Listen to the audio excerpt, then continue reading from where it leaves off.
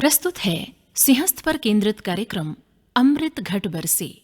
आज सुनिए अमृत घट बरसे की 12वीं कड़ी।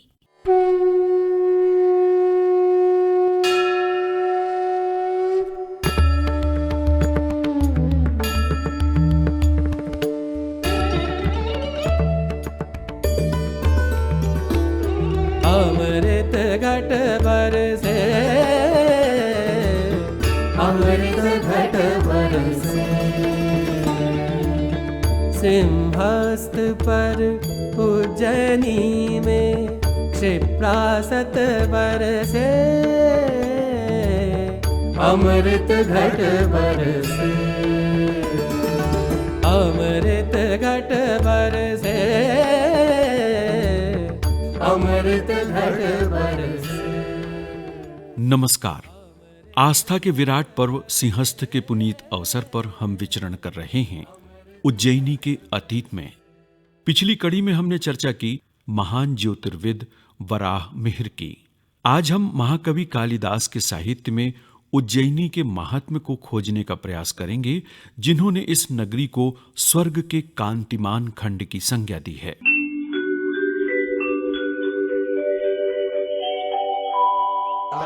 प्यावन्तेनुदयन कथा कोविदग्रामवृद्धान् पूर्वोद्दिष्टामनुसरपुरीं श्रीविशालां विशालाम्। अर्थात हे मेघ, अवंती देश पहुंचकर तुम विशाल श्री वाली उस विशाला नगरी में प्रवेश करना, जहां गांव के बड़े बूढ़े उदयन की कथा सुनाया करते हैं। स्वल्पीभूते सुचरित फले स्वर्गिणांगांगतानां शेषै पुण्यैर्धमिव दिवः कान्तिमत्खण्डमेकम्।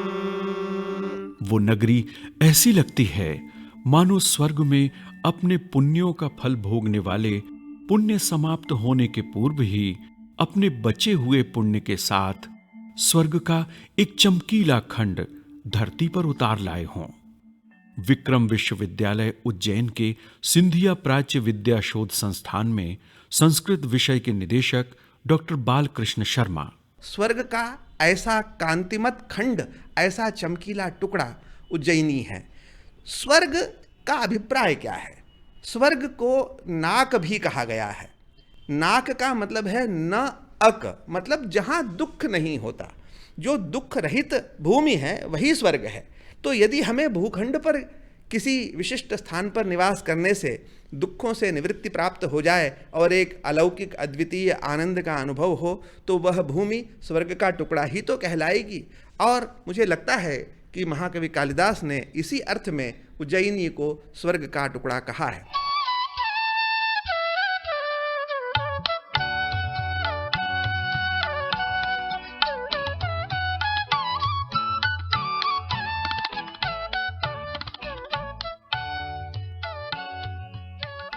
महाकवि कालिदास ने उज्जैनी का ये वर्णन अपने महाकाव्य मेघदूत में किया है। मेघदूत दूत काव्य है, जिसमें मेघ के माध्यम से संदेश भेजने की कल्पना की गई है।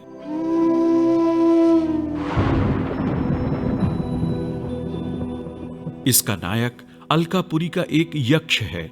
एक बार अपने स्वामी कुबेर के लिए पूजा के फूल पहुंचाने में वो देर कर देता है।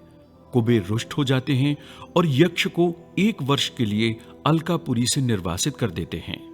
यक्ष रामगिरी नामक पर्वत पर अकेला रहने लगता है। 8 माह बीत जाने पर जब वर्षा ऋतु आती है तो वो अपनी पत्नी यक्षिणी के वियोग में बेचैन हो जाता है।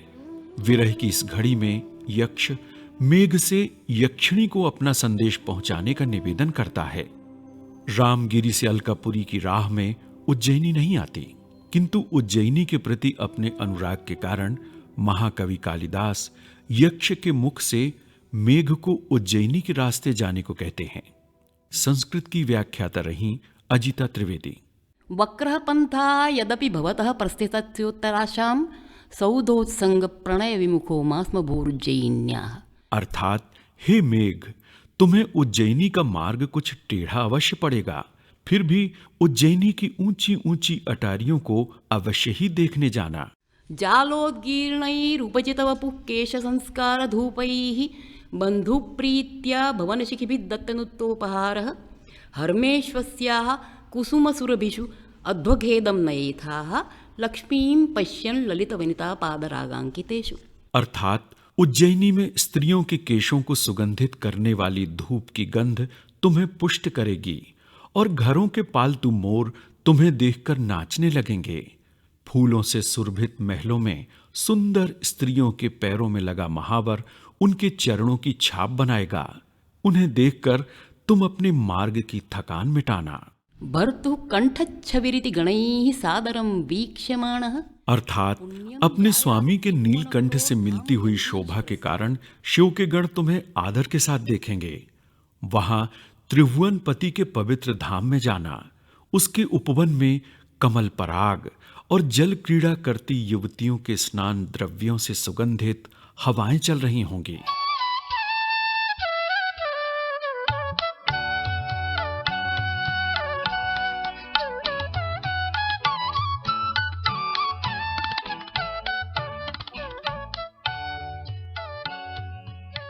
मेघदूत में महाकवि कालिदास ने उज्जैनी को विशाला कहकर संबोधित किया है। अवंतिका, प्रतिकल्पा, अमरावती आदि नामों के साथ ही उज्जैनी का एक नाम विशाला भी है, क्योंकि प्राचीन काल में यह नगरी अत्यंत भव्य और विशाल थी।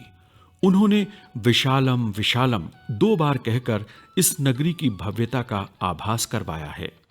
मेघदूत में कालिदास ने महाकाल मंदिर की संध्या आरती का भी भव्य वर्णन किया है।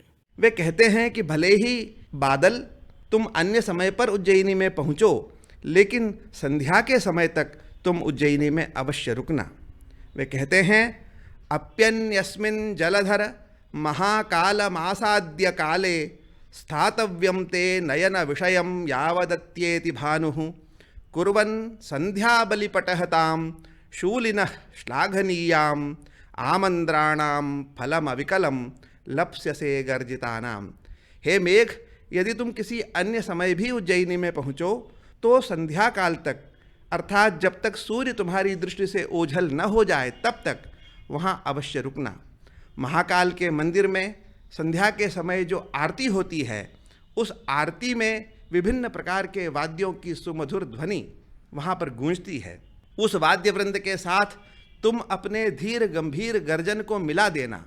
तुम्हारे उस गर्जन से, जो कि नगाड़ों की ध्वनि के समान होगा, वह आरती और अधिक भव्य हो जाएगी, सुंदर हो जाएगी, और तुम भी अपने उन धीर गंभीर गर्जनों का पुण्य अविकल फल प्राप्त कर लोगे। तुम्हारा जो गर्जन है वह भी सफल हो जाएगा।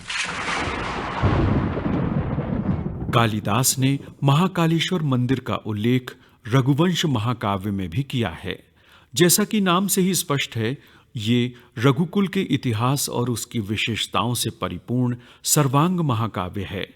इसके 6ठे सर्ग में रघुपुत्र अज के जन्म की कथा और विदर्भ राजकन्या इंदुमती के स्वयंवर का चित्रण है। स्वयंवर में अनेक देशों के भूपति उपस्थित हैं। वहाँ राजकुमारी की एक सखी स्वयंवर में आए हुए राजाओं का परिचय प्रदान करती है। वहाँ पर अवंतीनाथ नाम का भी राजा उपस्थित है। अवंतीनाथो यमुदग्रबाहु। और वह सखी राजकुमारी से कहती है, असौ महाकाल निकेतनस्य वसन्न दूरे किल चंद्रमौलेः तमिस्र पक्षेपि सह प्रियाभिः ज्योत्स्नावतो निर्विशति प्रदोषान। वो ये कह रही है कि यह जो उज्जैनी का राजा है, यह महाकाल मंदिर के अत्यधिक निकट ही निवास करता है। और वहाँ का वैशिष्ट्य यह है कि कृष्ण पक्ष की रात्रि में भी वहाँ चांदनी छाई रहती है। चांदनी से भरी हुई रात्रियों में यह वहाँ पर विहार करता है। अभिप्राय यह है कि स्वयं भगवान महाकाल महादेव जिस नगरी में विराजमान हों, उनके मस्तक पर चंद्रकला की अवस्थिति तो रहेगी ही, और जब सदैव चंद्रकला भगवान महाकाल के मस्तक पर विराजमान है तो उज्जैनी में कभी भी कृष्ण पक्ष होता ही नहीं, अंधकार होता ही नहीं। ऐसा कालिदास का संकेत है। कालिदास ने क्षिप्रा के वेगवान प्रवाह और इसकी जल राशि का भी अत्यंत सुंदर वर्णन किया है। दीर्घीकुर्वन् पटुमदकलं कूजितं सारसानाम् प्रत्यूषेषु स्फुटितकमलामोदमैत्रीकषायः यत्र स्त्रीणां हरति सुरतग्लानिमङ्गानुकूलः क्षिप्रावातः प्रियतमैव प्रार्थना चाटुकारः।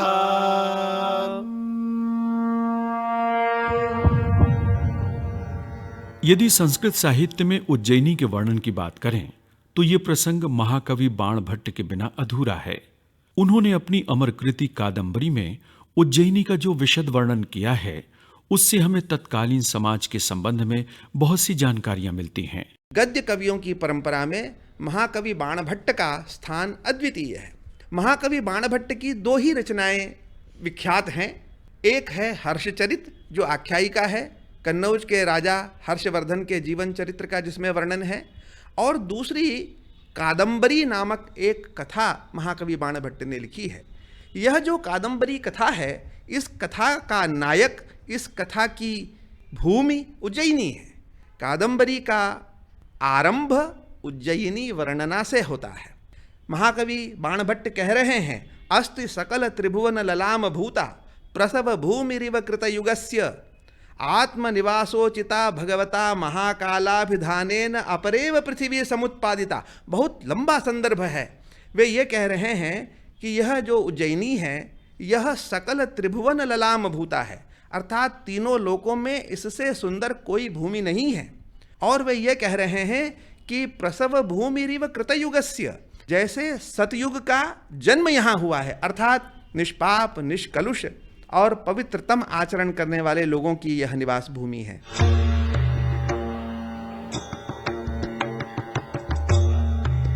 सिंहस्थ के पुनीत अवसर पर आइए सतयुग की प्रसव भूमि का इतिहास उसे दोबारा लौटाएं, एक निष्पाप और निष्कलुष समाज की रचना करें। मानवता के महापर्व सिंहस्थ की मूल भावना भी यही है। अमृत घट बरसे, अमृत घट बरसे, सिंहस्थ पर उज्जैनी में क्षिप्रासत बरसे, अमृत घट बरसे, अमृत घट बरसे, अमृत घट बरसे। अमृत घट बरसे। अभी आप इस कार्यक्रम की 12वीं कड़ी सुन रहे थे। वाचक डॉक्टर अरविंद सोनी, लेखक एवं प्रस्तुतकर्ता राकेश ढोंडियाल और परिकल्पना थी अनवार अहमद खान की।